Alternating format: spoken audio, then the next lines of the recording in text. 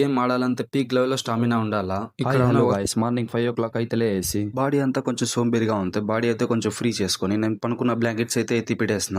Fridge లో పెట్టిన ice cubes అయితే ఎత్తుకొని ఫేస్ అయితే డిప్ చేసా. అలాగే సబ్జా సీడ్ వాటర్ అయితే తాగేసిన. జ్యూస్ అయితే వేసుకొని అలాగే ఫ్రెండ్ వాళ్ళ ఇంటికి వెళ్తే వాడు ఇంకా పనుకునే ఉన్నాడు. సరే అని వాడిని పిలుచుకొని మన ఫిష్ రాకేష్ బ్రోని అయితే పికప్ చేసుకొని బ్రో అయితే యూట్యూబ్ లో ఫేమస్ అన్నమాట. సరే అని గ్రౌండ్ కి అయితే వచ్చేస్తున్నాం. మన రఫీ సార్ కోచ్ అయితే కూడా వచ్చేస్తున్నారు. మన రెజ్లింగ్ రూమ్ కి అయితే వచ్చేస్తున్నాం. Front running, back running, front roll and back roll warm up అయితే చేసుకున్నాం. Hand stretching and leg stretching and body stretching. మన రెజ్లింగ్ లో ఇలాంటి స్ట్రెచింగ్స్ అనేది ఉంటుంది అన్నమాట. రెజ్లింగ్ అనేది ఫస్ట్ మన ఇండియా నుంచి స్టార్ట్ అయింది. మన ఇండియా నుంచి బయట countries Israel, China and America మొత్తం వెళ్ళింది. రెజ్లింగ్ అనేది చాలా టఫ్ గేమ్ అన్నమాట. చూసేదానికి చాలా ఈజీగానే ఉంటుంది. అండ్ ఈ గేమ్ ఆడాలంటే పీక్ లెవెల్ లో స్టామినా ఉండాలా. ఇక్కడ ఉన్న వర్కౌట్స్ కూడా చాలా టఫ్ గా ఉంటుంది. 123 state competition 1 month and 2 month లో ఎప్పుడైనా జరగచ్చు. దానికి ప్రాక్టీస్ అవుతున్నాం. అండ్ సరే అని అందరు కలిసి స్విమ్మింగ్ పూల్ వెళ్దామని ప్లాన్ చేసుకున్నాం. దారిలో టిఫిన్ అయితే చేసుకున్నాం.